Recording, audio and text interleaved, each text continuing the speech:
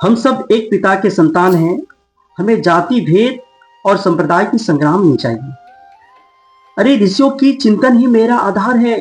दुनिया का हर प्राणी मेरा परिवार है। तभी तो हमारे पूर्वजों ने उद्घोष किया था, वसुधैव कुटुंबकम। पूरी पृथ्वी ही एक परिवार है। इस विश्व में कुछ भी मेरा नहीं है।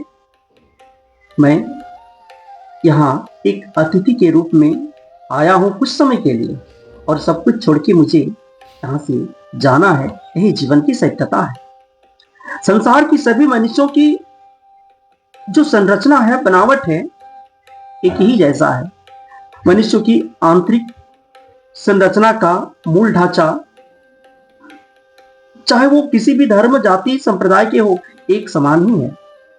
सभी इंसानों में एक ही स्थान पर फेफड़े, हृदय, लीवर, पेट, किडनी, आंतें, मस्तिष्क होते हैं। चाहे किसी भी देश का हो, किसी भी संप्रदाय के हो, किसी भी जाति का मानव क्यों ना हो, सभी के एक जैसा ही अंग तंत्र काम करते हैं। जैसे पाचन तंत्र, श्वसन तंत्र, तंत्रिका तंत्र और परिसंरचन तंत्र सभी का एक जैसा ही होता है। तभी तो सभी जाति, धर्मों एवं संप्रदाय के लोगों को एक प्रकार के दवा से ही सभी का बुखार या बीमारी अच्छा होता है। हम सब एक ही वंश की संतान हैं। हम सबके पूर्वज भी एक ही है।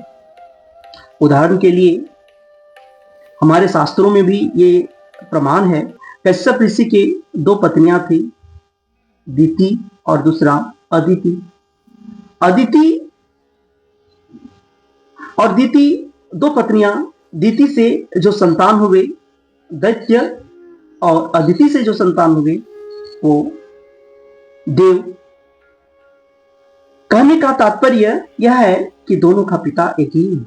महाभारत पुराणों में इसका प्रमाण है कि हनुष अयाति के पिता थे, और अयाति के दो पत्नी थी, एक देवयानी और एक शर्मिष्ठा। देवयानी शुक्राचार्य की पुत्री और शर्मिष्ठा वृषपर्वा का यानी दैत्य का वो बेटी। अभी दोनों पत्नी से 5 पुत्र हुए। प्रथम यदु, दूसरा पुरु, तीसरा तरवसु, चौथा अनु और पांचवा द्राह। इसमें यदु की संतान यादव, पुरु की संतान पौरव, तरवसु की संतान यवन, अनु की संतान मलेक्ष और द्राह की संतान भोज वंश के हुए।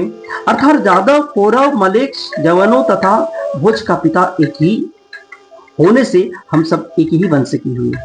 हम सब मानव वंश सप्त ऋषियों के संतान हैं।